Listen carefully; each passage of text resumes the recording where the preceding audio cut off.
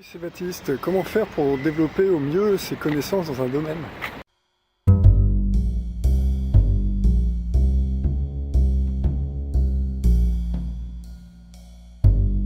Salut, c'est Baptiste. Alors comment faire pour développer au mieux ses connaissances dans un domaine?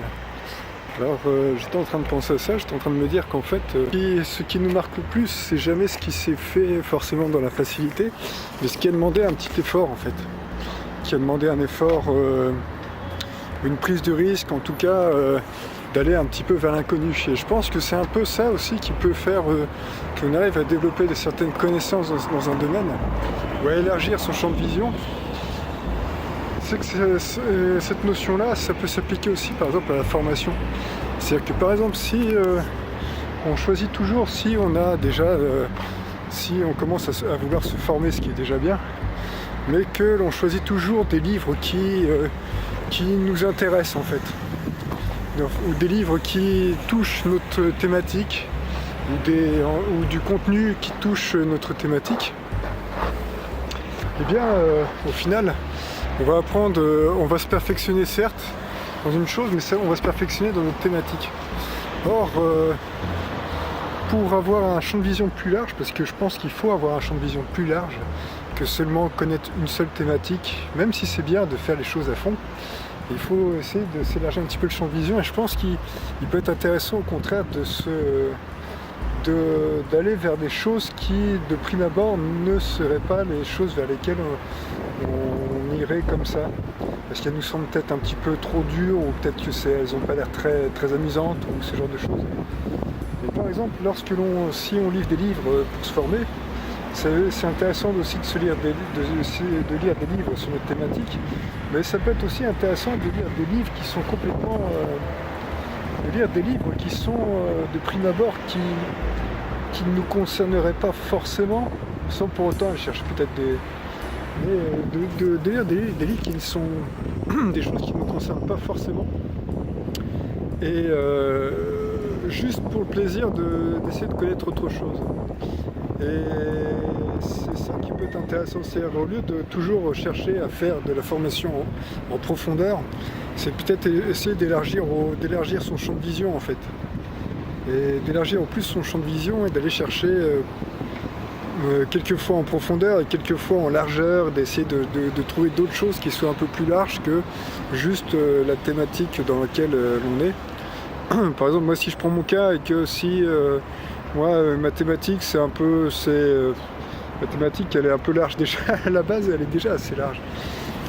Mais si par exemple, prenons la thématique de faire du contenu sur internet, si je m'intéresse qu'à des formations qui me proposent de dire bon bah voilà, pour faire du contenu sur internet, il faut faire comme ci, comme ça, au fur et à mesure, ouais c'est bien, mais moi je préfère regarder un peu aussi ce qui se fait un petit peu autour. Et c'est un peu comme ça aussi que j'ai mené ma carrière professionnelle jusqu'ici, c'est-à-dire que je suis resté dans la même thématique assez large qui est le commerce, la vente. Avant d'en faire le tour, on a quand même le temps. Et je ne suis pas resté par exemple à seulement faire de la prospection téléphonique ou à seulement faire de la vente par téléphone, je suis aussi allé voir sur le terrain comment ça se passait. Donc, et puis après, du terrain, je suis retourné faire autre chose, puis ensuite je suis retourné un petit peu sur le terrain, parce que voilà. Et au fur et à mesure, on élargit ses horizons. Et là, moi, je suis dans l'optique de voir comment je pourrais encore plus élargir mon horizon. Parce que, donc après, on peut se demander, mais comment est-ce que je pourrais encore plus élargir mon horizon? C'est ça qui est intéressant. Et je pense que c'est ça qui peut être intéressant. C'est au lieu de se cantonner à une seule chose, et qui est pas très très grande, c'est d'essayer d'élargir au maximum son horizon, comme un entonnoir un petit peu. C'est-à-dire que plus l'entonnoir est grand, et plus au fur et à mesure on peut rétrécir, on peut se donner le choix de choisir quelque chose. Alors que si l'on fait seulement une seule thématique et qu'on s'abstient et qu'on se conforme à faire une thématique, eh bien on risque de passer au-delà d'autres choses qui seraient formatrices. Et pour la formation, pour les livres, c'est pareil. Pour regarder des vidéos sur YouTube, c'est pareil. C'est-à-dire que si vous regardez seulement, par exemple, une seule personne sur YouTube, eh bien, vous allez apprendre que de cette personne-là, alors qu'il y a plein de personnes qui font plein de choses.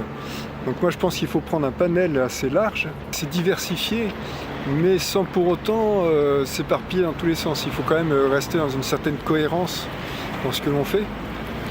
Mais rien n'empêche de passer sur autre chose, ou en tout cas de ne pas se limiter à une seule chose précise. Je pense qu'il faut essayer d'élargir au maximum son champ de vision.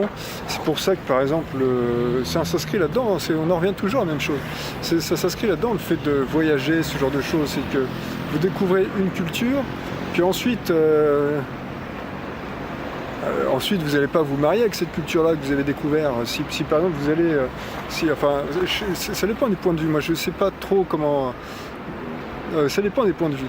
Moi en tout cas c'est comme ça que j'envisage les choses. C'est-à-dire que par exemple là moi je suis encore une fois, je me radote là-dessus, mais quand je suis allé à Barcelone l'été dernier, c'était super. Et puis ensuite je me suis dit tiens ça serait bien sympa de retourner dans un pays chaud comme ça mais de découvrir un peu autre chose, et quelque chose qui soit bien différent. Du coup, je suis allé au Portugal. C'est pas loin, et pourtant, ça n'a rien à voir avec l'Espagne. C'est pas la même langue, même il y a quand même des petites similitudes. Alors, faut quand même les chercher. Si vous comparez Barcelone et Lisbonne, à part le fait que ce soit deux villes, il y a vraiment pas, il y a très très peu de similitudes. Et c'est ça qui est drôle en fait, c'est que, vous voyez, je suis allé à Barcelone, je suis allé à Lisbonne, puis je suis allé dans d'autres pays encore. Et au final, ce qui est intéressant, c'est de s'élargir l'esprit de tout ça. Et je pense que pour se former, ça peut marcher par la même chose. C'est-à-dire qu'au lieu de, par exemple, de prendre de regarder que des formations sur comment comment vendre plus sur Internet, ou comment se débrouiller pour monter sa chaîne YouTube, ou ce genre de choses, il peut être intéressant de regarder comment vendre plus sur Internet, comment regarder sa chaîne YouTube, comment faire son marketing, quelle est la meilleure façon, regarder un petit peu le lifestyle, comment est-ce qu'on peut améliorer son style de vie. À partir de là, comment est-ce qu'on peut faire du sport, ensuite ça débouche sur plein de choses. Qu'est-ce qui améliore la créativité, comment est-ce qu'on peut améliorer notre vie, au lieu de passer notre temps à essayer de vivre pour gagner sa vie, essayer plutôt de vivre pour vraiment vivre et avoir suffisamment d'argent pour se faire plaisir.